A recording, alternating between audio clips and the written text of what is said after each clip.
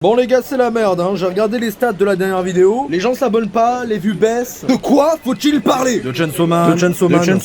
Oui. Ouais. Une boule jaune avec contrôle de masse de la population dans le but de plonger une jeune fille dans une simulation de jeu de romance cliché.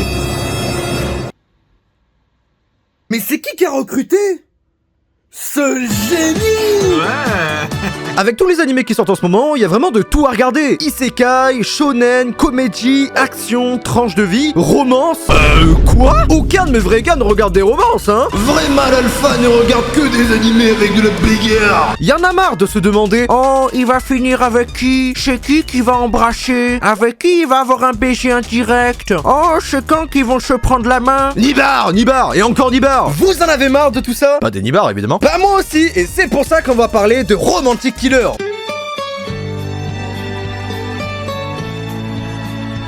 Romantic Killer nous fera suivre Anzu, ouais c'est bien. Une jeune fille très sympa, mais très renfermée sur elle-même. Elle n'a que quelques amis, ne sort jamais parce que sa vie se résume juste à jouer aux jeux vidéo, caresser son chat et manger des chocolats. Modératrice Discord quoi. Heureusement qu'on a tous une meilleure vie.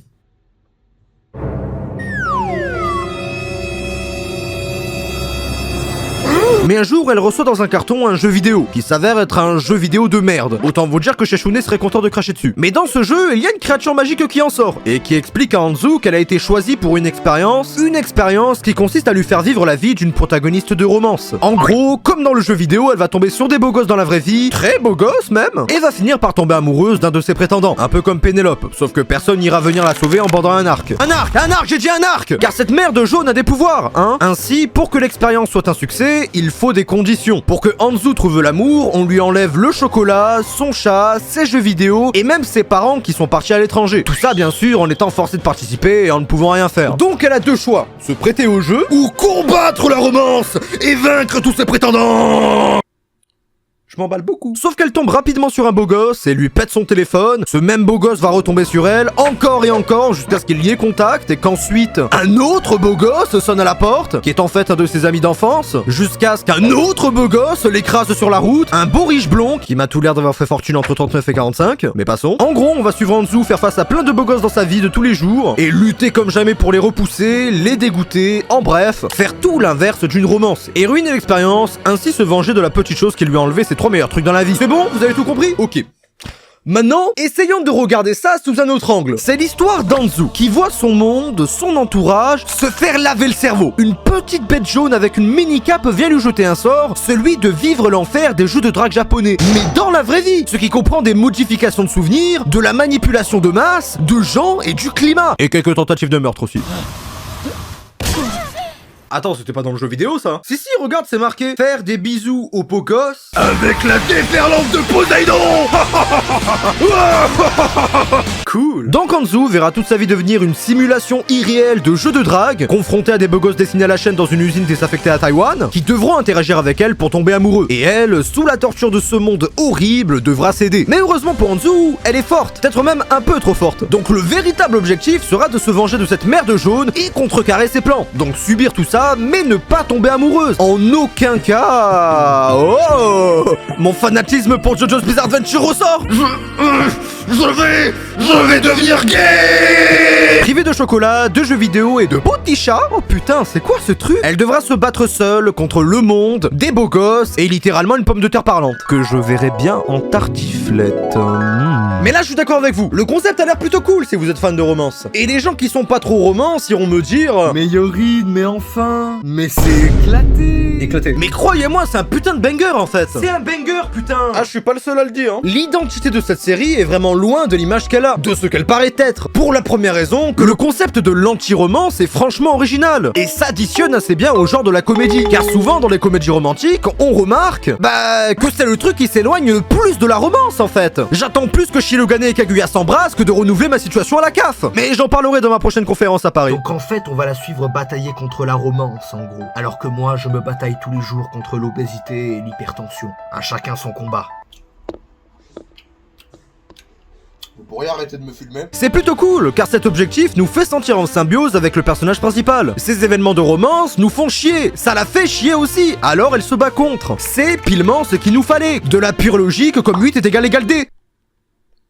Je suis un grand passionné de maths, hein, qu'est-ce que vous voulez que je vous dise? Et sa non-romance, au final, retranscrit pour moi l'objectif de la vraie romance. Du véritable amour. Tomber amoureux sans le vouloir, sans chercher à l'être. Et en faisant tout pour ne pas l'être, Anzu est donc dans un processus naturel où elle découvre la personne d'abord dans le premier plan, ensuite dans le second, jusqu'à atteindre leur intimité et réellement les connaître. Ce qui est le cas aussi pour nous, vu que nous avons sa vision. Ce qui crée toute une trame où suivre les événements ne va pas être chiant, puisqu'on n'a pas l'impression que c'est pour faire avancer la romance ou le scénario. Parce que justement, le scénario, c'est de ne pas faire avancer la romance. Et le bail, c'est que dans la nouvelle vie d'Anzu, maintenant, t'auras plein de personnages qui spawnent d'un coup, sans prévenir. Des gens qu'on ne connaît pas et qui se disent eux-mêmes amis d'enfance, par-ci par-là, mon cul, je sais pas. Et mes réactions à ça sont toujours les mêmes. Putain, mais c'est quoi ce truc? Putain, mais c'est qui celui-là? Putain, mais quoi encore? Et le pire, c'est que ce n'est pas juste ma réaction, c'est aussi sa réaction à elle. Et c'est ça qui est cool. Le personnage principal nous parle. Car comme nous, elle est sûrement la première à ne pas vouloir vivre cette merde. C'est vrai quoi, c'est horrible. Être bloqué dans une romance japonaise. Ah ouais, non, vraiment, vraiment, je voudrais pas de ça quoi. Hein. Le cauchemar, hein, imaginez un peu. Et dans un but commun, c'est parfait, puisque tout correspond. Les côtés chiants de la simulation est en fait les côtés chiants des romances plus globalement et de leurs clichés les plus ancrés. Alors, être contre ça, ça fait découler l'humour dans la série, qui est franchement bien réussi, entre les scènes burlesques, viriles et badass. Ça parodie la romance dans une romance en faisant de la romance. Et ça permet de nous accorder avec le personnage. Comme on dit, l'ennemi de mon ennemi est mon ami. C'est une phrase que j'ai entendue dans les Power Rangers, hein. J'aurais aimé pouvoir vous dire que ça vient d'un grand stratège chinois, mais non. Le seul truc en chinois que je sais dire, c'est... vous savez où est le Tour Eiffel? Et le meilleur, c'est tous ces plans stylés, incroyables, badass limite. Et du coup très marrant, car le comic se sert de l'épique à bon escient et en joue, un peu comme toutes les autres composantes du genre. Les gueules que fait Anzu sont totalement hilarantes et mémorables. Je ne sais pas pour qui l'humour a été fait, mais je sais que ces personnes ont autant de problèmes que moi, et ça me va. Oh non, ça y est, ça recommence, j'en ai marre. Roberto! Les références aux jeux vidéo aussi sont très subtiles, mais extrêmement appréciables. Que ça soit dans l'opening ou l'illustration des idées d'Anzu dans ce qu'elle fait, nous faisant mieux comprendre la situation également. Mais des fois, le truc il est tellement forcé que les gars font juste une ligne droite vers l'objectif. Ils veulent juste speedrun la romance pour ensuite poster le record du monde sur YouTube. Speedrun rom-com no glitch. Laissez-moi péter un câble. Même quand elle souhaite à un gars qu'un chat lui pisse sur son lit, lui il est là et il se tape sa meilleure barre. Alors j'ai deux théories. Soit c'est quelqu'un qui rit vraiment sur les vidéos d'Elodie Costa, soit c'est un putain de BDG. Un bandeur de meufs comme on n'en fait plus. Chut, tu ne mérites pas d'être un homme. Et avec toutes ces aventures, Anzu ne fait toujours quasiment rien de la journée. Elle traîne avec les beaux gosses, ils passent du temps ensemble, et elle finit par changer un peu d'avis et voit les choses différemment. Il y a toujours ces fois où elle se transforme en personnage de Jojo, ou les fois où elle met un gros stop au scénario ou pète la gueule à Riri, la mère de jaune. J'aurais presque oublié de vous dire qu'elle avait un nom. Et peu importe la volonté de chacun, tous les épisodes avancent dans le scénario, et donc dans le développement des personnages, puisqu'on ne s'intéresse à rien d'autre. Il y a bien cette fois où Anzu a sauvé Tsukasa de harceleuse, et cette autre fois où elle a redonné confiance à Junta. On se souvient et on assemble chaque bout d'épisode pour faire un ensemble harmonieux, et où on essaye de comprendre ces flashbacks dark, où on se doute que le personnage a souffert et souffre actuellement pour quelque chose. Quand j'ai vu l'agoraphobie de Tsukasa, j'ai cru qu'on allait balancer le fameux passé de l'harcelé à l'école, mais heureusement que non, c'est pire. Chaque événement nous permet de relativiser sur ce que l'on sait, ne sait pas et saura peut-être plus tard. Avoir une constitution aussi simple sur le plan de l'intrigue permet facilement de faire le point sur notre avancée dans la série, jusqu'à ce que l'auteur commence à penser que... Bonjour tout le monde, j'ai décidé de faire un animé un peu plus dark comme baiser le cul. Oh non. Mais en fait, ce que j'ai dit n'est pas exact. Enfin... il l'était avant les derniers épisodes. Car étrangement, la série arrive à faire sens à toutes ces relations, arrive à connecter de façon intelligente tous ces éléments entre eux, juste avec quelques quiproquos et tournures de phrases. Alors non, les personnages ne sortent pas de nulle part, ils ont une histoire, un passé, une identité et un caractère propre. Et ils m'ont permis d'avoir un regard nouveau sur une série que je ne prenais pas vraiment au sérieux, mais qui a fini par me surprendre au final. Et c'est le mieux dans une série. Vous savez, c'est fou. Un jour, tu commences une romance chelou qui n'a aucun sens, et l'autre, tu découvres que c'est une romance sûrement mieux écrite que beaucoup d'autres que j'ai vu avant. Et oui, allez, je vais le dire pour la première fois sur la chaîne. L'opening est bien, mais l'ending est putain de...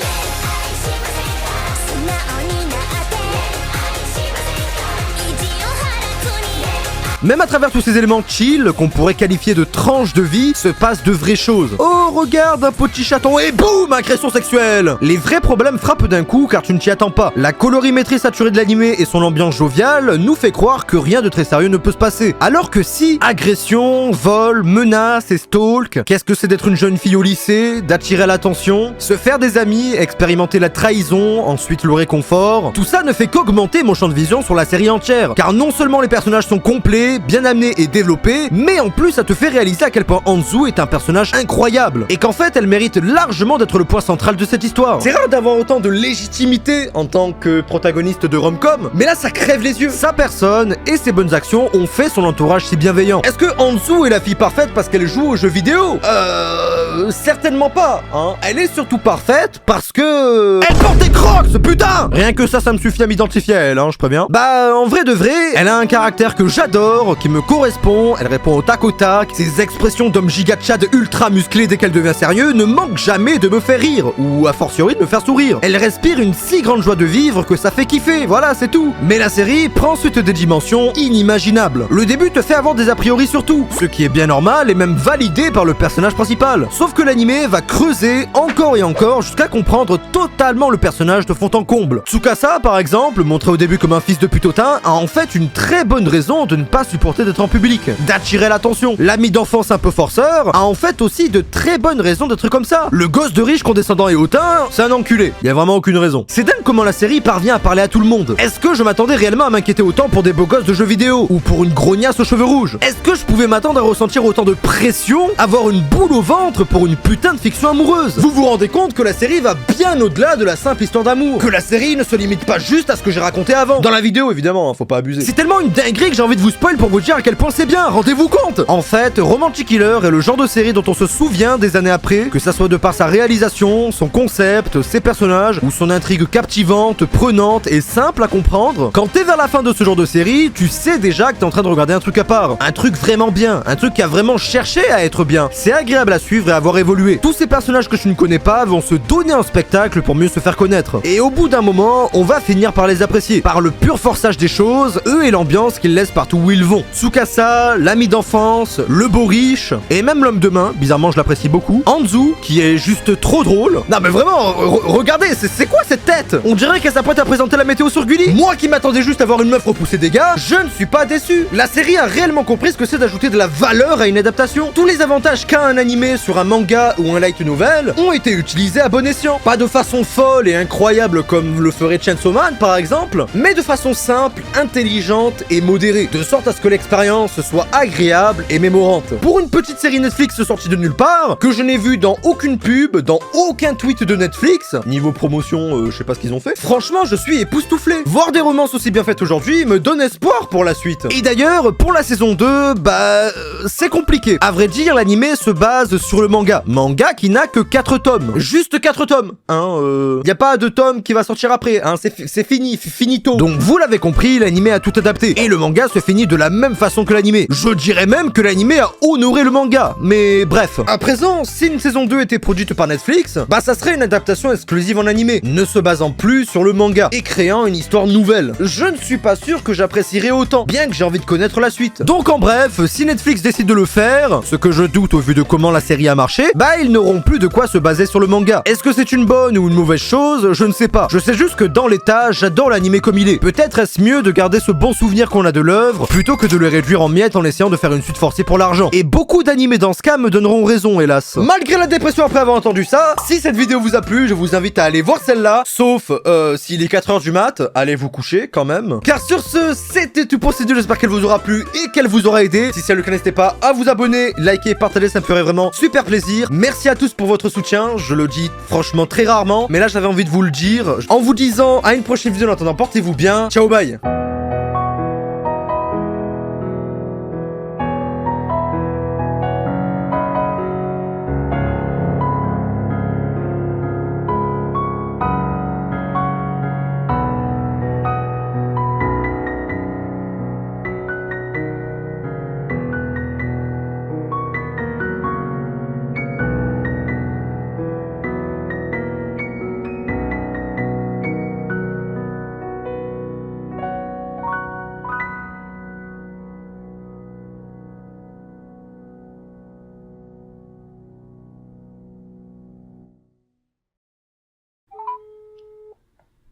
Allô? Ouais. C'est Michael Jackson. Je t'appelle depuis le Wonderland.